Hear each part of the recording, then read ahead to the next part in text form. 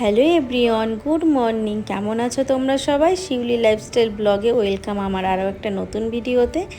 এখন সকাল বেজে গেছে ওই 6টার। এখন তোমাদের সাথে নিয়ে এই ভিডিওটা শুরু করছি।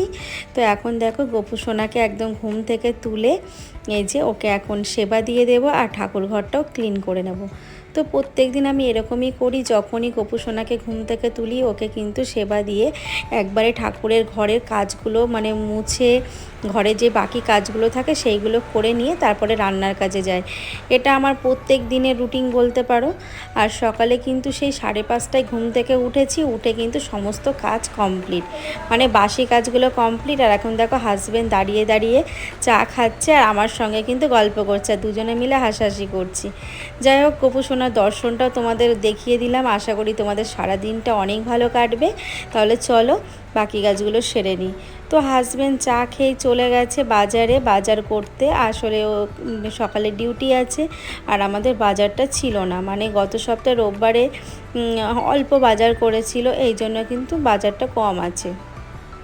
তো মাছটা ছিল না, আর সবজি কিন্তু টুকটাক সবজিগুলো আছে সেগুলো দিয়ে হয়ে যাবে। আসলে গরমের দিনে না সবজিগুলো থাকছে না, জানো তো, শুকিয়ে যাচ্ছে। তো এই দিকে দেখো ঘুম থেকে কিন্তু মাম্মামও উঠে গেছে। আর মাম্মামের এই গরমের জন্য কিন্তু স্কুলেও পাঠাচ্ছি না, এত পরিমাণে গরম পড়ে গেছে। তাই হাজব্যান্ড বললো আর স্কুলে পাঠাতে হবে না, আর আমিও কিন্তু পাঠাচ্ছি না। তার কারণ হচ্ছে এই গরমে না মাম্মামকে যখন স্কুল থেকে নিয়ে আসছি না ভীষণ শরীরটা খারাপ করছে। আর একদিকে কিন্তু আমি নোটগুলো পেয়ে যাচ্ছি, অসুবিধা হচ্ছে না। তো যাই হোক, বেডশিটটা ভাবলাম যে চেঞ্জ করতে হবে, কদিন ধরেই ভাবছিলাম, তাই এখন করেই ফেলছি। আসলে যা গরম পড়েছে না, এই গরমে 2 দিন থেকে 3 দিন হয়ে গেলে না সেই বিছনায় কিছুতেই কিন্তু আর শুতে ইচ্ছা করছে না, চাদরগুলো যেন কেমন নোংরা হয়ে যাচ্ছে। তাই ভাবলাম এখন গুছিয়ে নিই। আর এই গরমে মাম্মামও কিন্তু উঠে গেছে, ও আর ঘুমোতে চাইলো না, আমাদের সঙ্গে সঙ্গে উঠে গেছে। তো ওকে ফ্রেশ করতে দিয়ে আমি কাজগুলো সেরে নিচ্ছি। আর হাজব্যান্ড বাজার নিয়ে আসলে আমি কিন্তু রান্না বসিয়ে দেবো। আর তার আগে কিন্তু আমি ভাতটা বসিয়ে এসেছি, ভাতটা হতে থাক আর আমি এদিকে কিন্তু এই যে আমি ঘরটার বিছনাটা গুছিয়ে নিই। আর মাম্মামকে এখন পড়তে বসিয়ে দেব, ওকে হালকা কিছু খাইয়ে দেবো, যেহেতু অনেক সকাল তো এখন একটু জল বিস্কুট দেব। কারণ এত সকালে না মাম্মামকে খেতে দিলে অ্যাসিডিটি হয়ে যাবে, আর এত সকালে খাবারটাও হজম হবে না। এই জন্য আমি কিন্তু বেলার দিকে মানে 8টা, 8:30, 9টার দিকে ওকে একটু ভারী খাবার দেব। তো বলতে পারো আমি মাম্মামের দিকে ভীষণ কেয়ার করি, সারাদিন ব্যস্ত থাকার সত্ত্বেও আমার কিন্তু এই জিনিসটা ভুল হয় না, মানে ওর রুটিনটা আমি কিন্তু কখনোই কিন্তু ভুলি না। তো এখন হালকা জল বিস্কুট খেয়ে কিন্তু ড্রয়িং করছে। আর এখন দেখো মানে তোমাদেরকে একটু দেখিয়ে দিচ্ছি আমার মাম্মাম কেমন ড্রয়িং করেছে। ও কিন্তু অনেকটাই ভালো করা শিখে গেছে।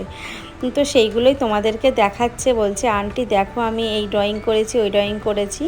আর তোমাদের ভয়েসটা দেখাতে পারছি না, তার কারণ পাশে না মানে কীর্তনের গান বাজছে, এই জন্য আমি আর তোমাদেরকে আমার মাম্মামের মানে ভয়েসটা তোমাদের শোনাতে পারলাম না।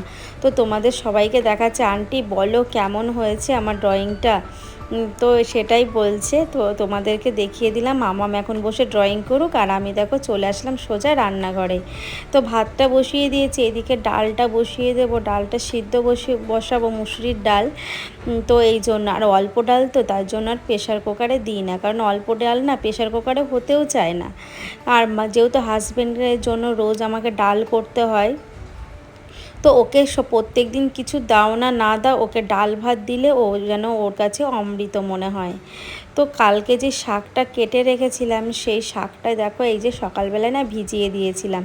তো আমি এই জিনিসটা ফলো করি, আমি শাক কুচিয়ে রেখে দিই, রেখে তারপরে এরকম বড় গাবলার মধ্যে ভিজিয়ে রাখি আর এই ছাঁকনি দিয়ে তুলে নিই। বন্ধুরা এরকম করে যে শাকটা ধুতে এত ভালো হয়, আর নিচ থেকে না বালিগুলো একদম জলের নিচে পড়ে যায়, খুব ভালো এইভাবে পরিষ্কার করে নেওয়া যায়। আর আমি তো এইভাবে 2 থেকে 3 বার করি। আর শাকটা সত্যি কথা বলতে এই ছাঁকনিতে তুলতে অনেকটাই সুবিধা হয়। তো তোমরাও এই টিপসটা কিন্তু ফলো করতে পারো, তোমাদেরও কাজে লাগবে। দেখো অনেকটাই কিন্তু কাজগুলো সহজ হয়ে যাবে। তো তো যাই হোক বন্ধুরা, তোমরা কিন্তু একটু সাইডে আওয়াজ পাচ্ছ, তার কারণ আমি যখন ভয়েস দিচ্ছি তখন কিন্তু বৃষ্টিটা নেমে গেছে, মানে আমাদের এখানে বৃষ্টি পড়ছে, তো একটু তোমাদের অসুবিধা হতে পারে। তো দেখো এদিকে কিন্তু আমি ডালটা বসিয়ে দিয়েছি, মানে আম ডাল, এই যে ফোড়নটা দিয়ে দিলাম আম ডাল। তো গরমের দিনে তো প্রত্যেকের বাড়িতে আম ডাল তো আছে, এটা কিন্তু নতুন কোনো কথা না, আর আমার কিন্তু ভীষণ ভালো লাগে। আর এদিকে দেখো শাক বসিয়ে দেবো, তার জন্য কিন্তু পেঁয়াজ কেটে নিচ্ছে। আর ও হ্যাঁ, তোমাদের তো বলতেই ভুলে গেলাম, হাজব্যান্ড কিন্তু চলে এসেছে মাছ নিয়ে, বাটা মাছ নিয়ে এসেছে। তো সেইগুলো তো পরিষ্কার করতে সময় লাগবে, আর ও কিন্তু মাছ মানে প্রত্যেক যখনই আনে ও কিন্তু রেগুলার কেটেই নিয়ে আসে, আজকেও কেটে নিয়ে এসে, তবুও কিন্তু ধুতে গিয়ে অনেকটা সময় চলে যাবে।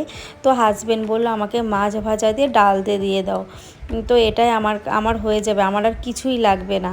তো ভাবলাম যে শুধু ওই দিয়ে খাবে, আর রাতে তো শাক খাবে না, আর ও তো সে আসবে রাতে। তো শাকটা আমি এখন বসিয়ে দিয়েছি, জানি না ও ফ্রেশ হতে হতে শাকটা আদৌ হবে কি না, তাও বসিয়ে দিলাম। আর এদিকে দেখো ডালটা হচ্ছে, আর এদিকে দেখতে পাচ্ছ ভাতটা কিন্তু আমার ফ্যান জ্বালানো হয়ে গেছে। আর শাকের ভিতর বেশি কিছু দিলাম না, কালো জিরে, পেঁয়াজ আর কাঁচা লঙ্কা। তো এইটা কিন্তু নোটের শাক, এই শাকটা খেতে কিন্তু দারুণ লাগে। আর এর ভিতর যদি একটু বড়ি দেওয়া যায় আরও সুন্দর লাগে, যেহেতু বড়িটা আমার এখন আপাতত নেই, মানে বড়িটা শেষ হয়ে গেছে। তো শাকটা একদিকে বসিয়ে দিয়েছি, আর একদিকে ডালটা বসিয়ে দিয়েছি। আর আমার না যেখানে যে ওভেনটা ডাল বসিয়েছি, ওভেনটা একদম স্পিডটা কমে গেছে, তাই ভাবছি যে এখনও তো আমগুলো ঠিকমতো সিদ্ধ হয়নি, তা এই মানে বাটিটা ধরে না আমি ইন্ডাকশানে বসিয়ে দেবো, তাহলে না তাড়াতাড়ি হয়ে যাবে। আর এদিকে দেখো ইন্ডাকশানে বসিয়ে দিয়ে এই সাইডে কিন্তু শাকটা একদম কমিয়ে দিয়েছি, আর ওই সাইডে ছোট কড়াইটা বসিয়ে দিয়েছি, সেই কড়াইতে এখন মাছ ভাজাটা করে নেব, মানে হাজব্যান্ডের জন্য একটা মাছ আমি ভেজে নেব।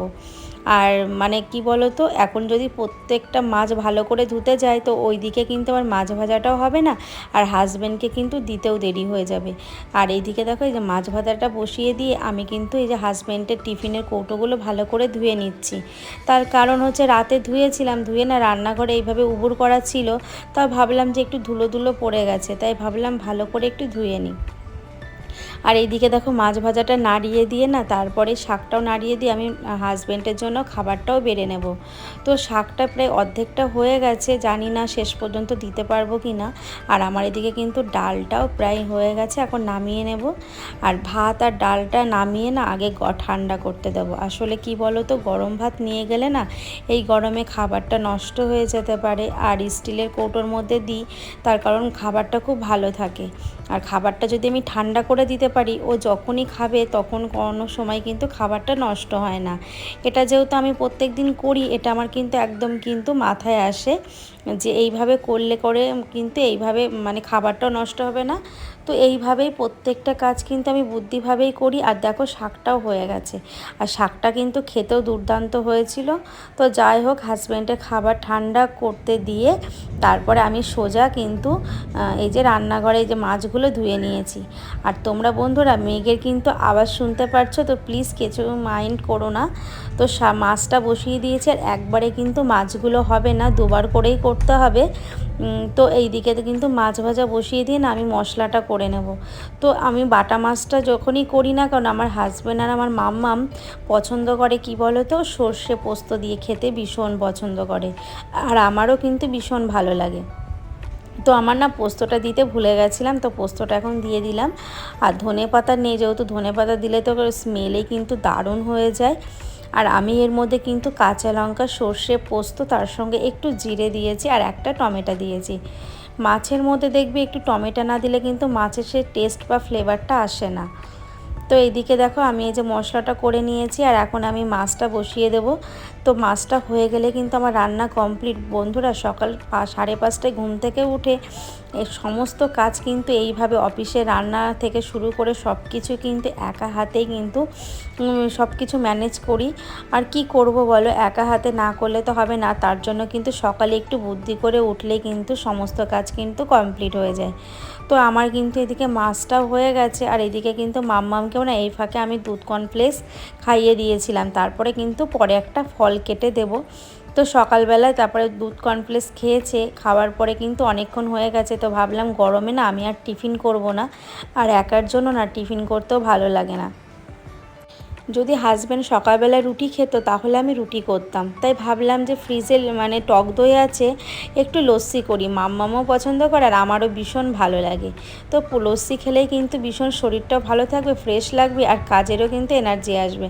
আর সকাল থেকে গরমের মধ্যে একভাবে যে রান্নাঘরে কাটিয়ে দিলাম, তাই জন্য কিন্তু একটু লস্যি খেতেই পারি। খেলে কিন্তু এই যে জান এত কষ্টটা কিন্তু আর তখন আর মনে থাকবে না। তো এই যে আমার আর মাম্মামের জন্য লস্যি করে নিলাম। চলো বন্ধুরা, খেয়ে একটু আরাম করে খেয়ে তারপরে কিন্তু বাকি কাজগুলো সেরে নেব। বাকি কাজ বলতে ঘর মোছা, জামা কাপড় আছে সেগুলো একটু গোছাবো, মানে টুকটাক কাজগুলো আছে।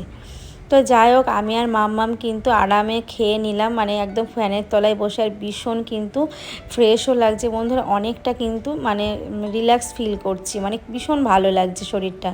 তো তারপরে কিন্তু মাম্মাম যেহেতু হোমওয়ার্ক করছে, ওর ওখানে অনেকক্ষণ বসেছিলাম, ওর পড়াগুলো দেখছিলাম, চেক করছিলাম। তারপরে রান্নাঘরটা ক্লিন করে নিলাম। আর এখানে দেখতে পাচ্ছ আমি প্রত্যেক দিন এইটাই করি, বেসিংয়ের মধ্যে ফেনাইল দিই, মানে লাইজল ঘর মোছা। কারণ প্রত্যেক দিন কিন্তু রান্নাঘরে আমাদের বেসিংয়ে নানান রকমের কাজ হয়, যেমন মাছ ধোয়া থেকে শুরু করে সমস্ত কিছু। আর একটা কিন্তু ভীষণ দুর্গন্ধ বেরায়, তার জন্য কিন্তু লাস্টে আমি কি করি জানো, যখন আমি কাজ করে বেরাই রান্নাঘর থেকে ফেনাইলটা দিয়ে দিই, আর এত সুন্দর গন্ধ বেরায়, মানে ওই দুর্গন্ধটাই চলে যায়। আর কিন্তু যখন তুমি রান্নাঘরে ঢুকবে দেখবে একটা আলাদা একটা স্মেল বেরোয়, খুব ভালো লাগে। তো যাই হোক, তারপরে এইদিকে চলে আসলাম। এই যে অনেক জামা কাপড় হয়েছিল সেইগুলো এখন গুছিয়ে নিচ্ছি। আর তারপরে না ঘরটা মুছে নেব, নিচের ঘর উপরের ঘর, বুঝতেই পারছো কতটা কাজ আমার বাকি আছে। ঘর মুছতেও কিন্তু ভীষণ কষ্ট, আর আমার কিন্তু ঘর মোছার লাঠিটাও জানো তো ভেঙে গেছে, তাই জন্য বসে বসে মুছতে হয়, অনেকটা কষ্ট হয়। তো এক জায়গায় হলে পরে না খুব সুবিধা হয়, আর উপরতলা নিচতলা করলে না ভীষণ কষ্ট গো। তো এইভাবেই করতে হয়। তাহলে চলো বন্ধুরা, আমার জামা কাপড়গুলো গোছানো হয়ে গেছে। আর একবারে কিন্তু আমি স্নান করে সেই চলে এসেছি দুপুরবেলা। তো এখানে এসে মাম্মামের জন্য খাবার বাড়ছি, আর আমিও খেয়ে নেব। আর এখন দেখো কি কি রান্না করেছি, তোমরা তো জানোই, শাক ভাজা, ডাল, আর তার সঙ্গে কিন্তু মাছের পোস্ত। তাহলে চলো বন্ধুরা, এখন কিন্তু দুপুর হয়ে গেছে, আমরাও খাওয়া দাওয়া করে নিই, তোমরাও খাওয়া দাওয়া করে নাও। ভিডিওটা এখানেই শেষ করছি, আবার দেখা হচ্ছে নেক্সট কোনো ব্লগে। সবাই ভালো থেকো, সুস্থ থেকো, টাটা।